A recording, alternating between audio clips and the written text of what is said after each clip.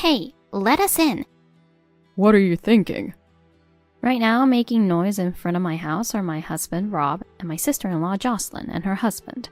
Why do they automatically assume they're not to blame? I am Mandy, 28 years old. I was living with my husband, Rob, and our 1-year-old daughter. Rob and I met through a mutual friend. We both liked driving and traveling, which made us get along well and start dating.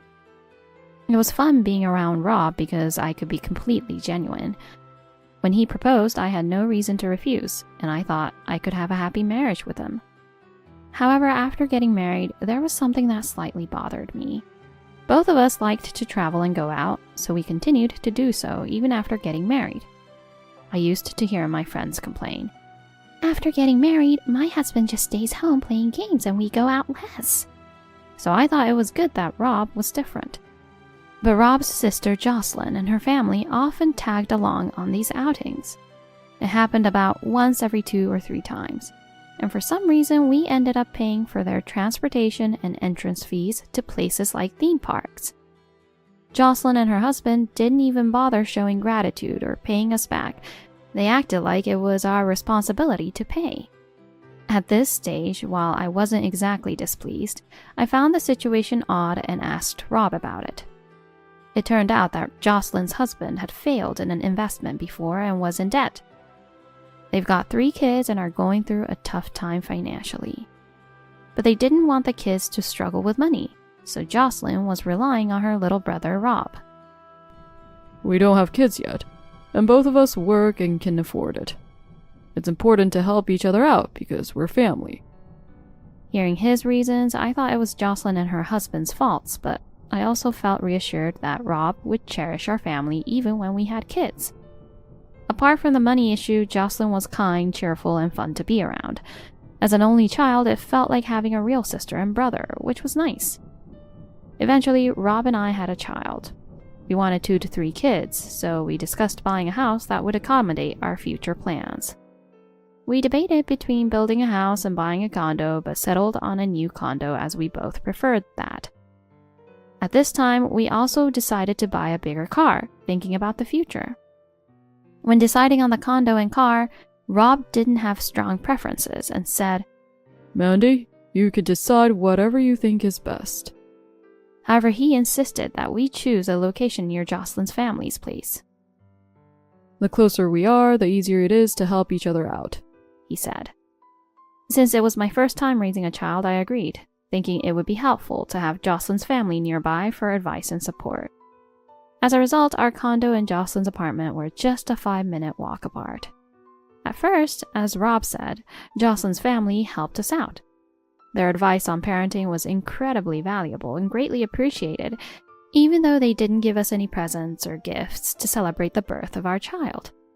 However, over time, the frequency of Jocelyn's family visits to our house increased, from about once a week to 2 to 3 times, and at times even 5 times a week. And while Jocelyn initially helped with housework and childcare, gradually she stopped helping at all. I had to cook for Jocelyn's family and take care of her 3 kids. Before I knew it, it was like we were a family of 8, with 5 from Jocelyn's family and 3 from ours. They always say things like, "It's nice to have a spacious house," and "A new condo is the best." And then they just stay at our place forever. I couldn't bring myself to say, "Please go home soon." When it comes to Rob, whenever Jocelyn and her family try to leave, he would say, "Why don't you stay longer?" They often used the room we were planning to turn into a nursery for overnight stays. Of course, Jocelyn and her family never contributed to the groceries or living expenses. If it was just a visit once or twice a week, it wouldn't have been a problem, but with Jocelyn's family coming over for dinner and even taking baths, the cost of groceries and utilities was much higher than for just 3 people. Moreover, the car we bought for our family was used more by Jocelyn's family on weekends. Whether it was for a little trip or shopping, there were many times when I wanted to use the car with my child, but Jocelyn and her family were using it. Additionally, Rob started to join them on these trips more often. I found myself and my child left at home alone on weekends. This situation felt wrong, so I complained to Rob. At first, Rob was gentle, saying, "My sister's family is having a tough time. Let's help them out, please." but eventually he started yelling. Who do you think you are, refusing to help when our family is in trouble? Then, after about a year of this going on, a decisive event happened. I was suddenly called into the living room, where Rob and Jocelyn and her husband began to speak formally. After discussing it, we've decided to sell this house and the car to my sister's family. I was speechless, unable to comprehend what Rob was saying. Rob continued without a pause. After all, my sister's family has 5 people, so they need a spacious house, right? We only have 1 child and are thinking maybe just 1 is enough, so we don't need such a big house or car. It's better to let those who need them use them. We can just move to a smaller rental apartment. I'll probably spend most of my time here anyway, so you and the child can stay in the new place. That's when I snapped back to reality. Wait a minute, are you saying you just want me and the child to leave? I can't see how that could be considered a reasonable request. Then Jocelyn began to speak. I heard from Rob that you always speak ill of us, trying to keep us from coming over. Wow, you're such a mean girl, huh? Why weren't you brought up to appreciate family? And now to refuse to leave the house? What a selfish woman! I responded, Excuse me, but this house and that car belongs to us, my husband and me. It doesn't make sense to just hand them over because someone says so. Who said anything about just handing them over? Are you stupid? We're talking about selling them. Of course, we'll give you a family price, and you say it belongs to you guys, but if your husband says it's okay, then it's settled. Jocelyn just said it like it was no big deal. However, when I mentioned, by the way, the mortgage for the house and car loan together is about $3,000 a month. Can you pay that? Plus, you have debts, right? Even if we change the loan name, you probably won't pass the credit check. Jocelyn and her husband's faces turned pale. Jocelyn asked Rob questions aggressively. Rob, you said the total loans for the house and car were around $1,000, didn't you? What's going on? Rob, visibly shaken, stuttered. $3,000? Rob, who had left all contract negotiations and household management to me, was unaware of these details. I continued. If you think I'm lying, I don't mind showing you the statements. Jocelyn pressed Rob. You're telling me a different story. You said it would be about $1,000 a month, and you could pay half, and we'd only have to pay $500.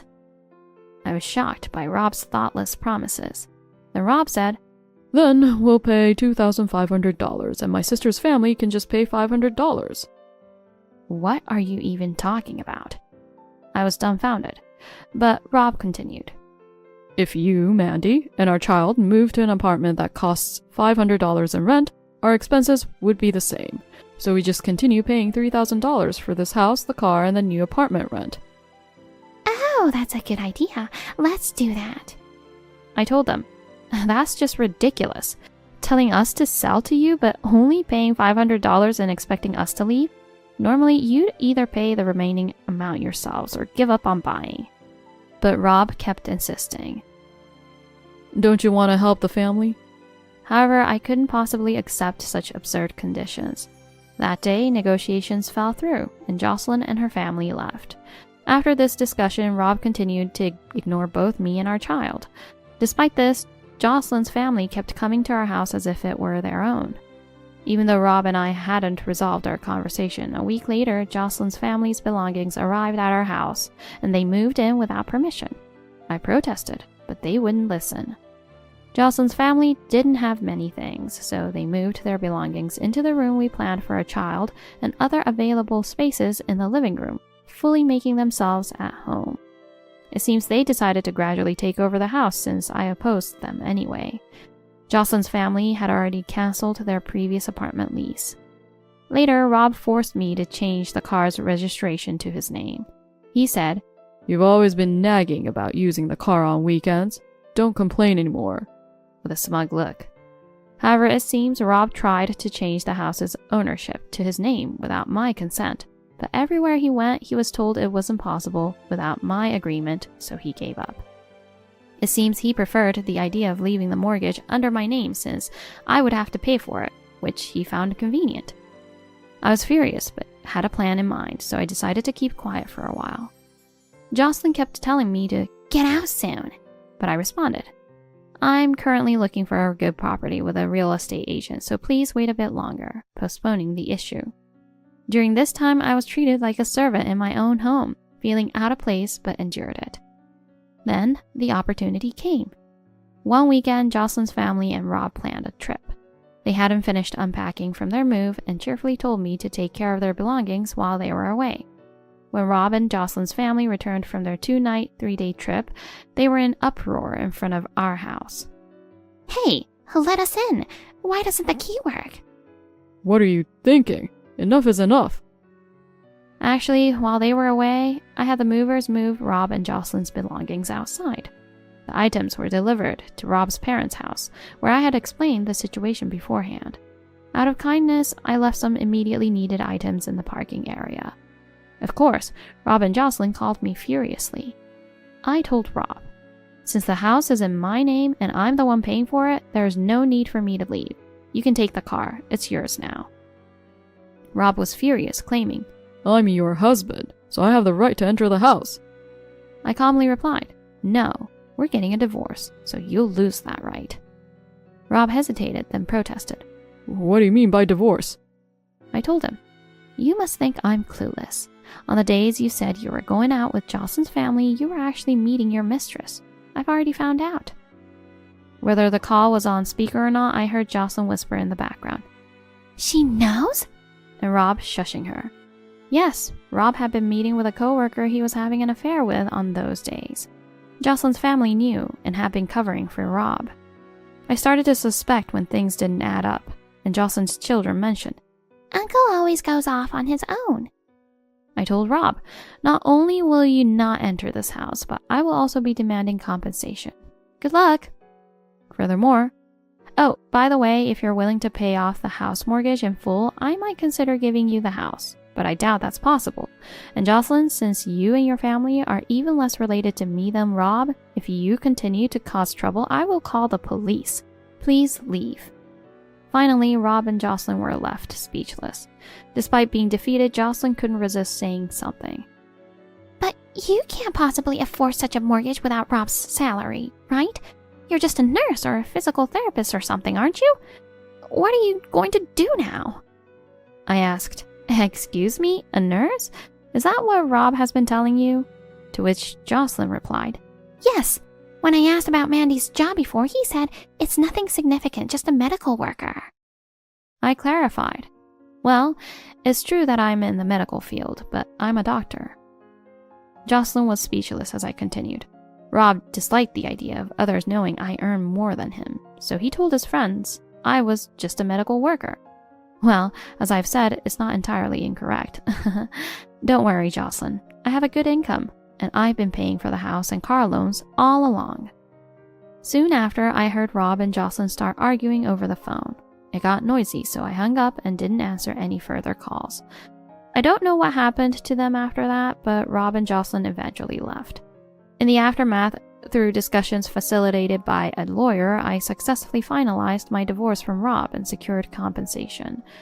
Jocelyn and her family attempted to return to their previous apartment, but they had frequently failed to pay rent on time and caused trouble, so the landlord refused them. Now they are moving between their car for shelter. A few months later, Rob contacted me angrily saying, I got a call saying the car payments haven't been made. What's going on? Laughing, I replied, well, it's in your name, so obviously. Goodbye, and hung up. I no longer communicated with Rob and Jocelyn after that. Despite their unreasonable behavior, Rob's parents were sensible people, and I learned the rest of the story from them. They were tired of being asked for money due to Jocelyn's husband's past debts and decided to cut ties with Rob and Jocelyn, especially after Rob's affair. Rob's parents had long considered severing ties with them due to their problematic behaviors since their youth. When I informed them of the situation, they apologized and said, You can send their belongings to our house for now. They placed the delivered items in their yard and told Rob and Jocelyn to collect them within a week or they would be discarded. Rob and Jocelyn are still looking for a new place but are struggling due to their current unstable living situation. Jocelyn's husband's debts, food expenses, and Rob's car loan are causing their financial troubles to increase.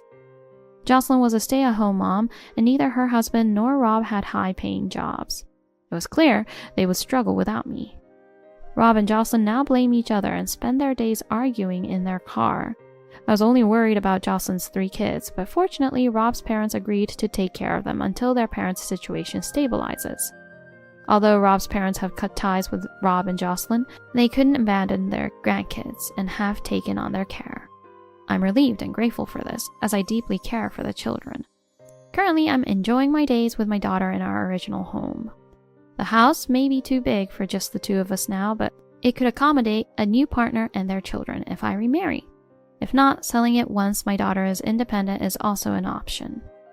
Going through this has shown me how vital it is to stand my ground and reject controlling family members from the beginning.